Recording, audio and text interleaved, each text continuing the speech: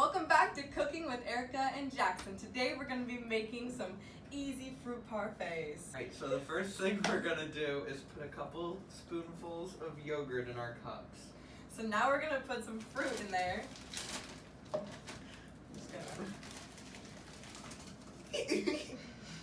So now we're going to put our granola on the top. And we have two different kinds of granola. Yes, we have just honey roasted oats. And then we also have triple berry, which is the same berries that we're using in our parfaits.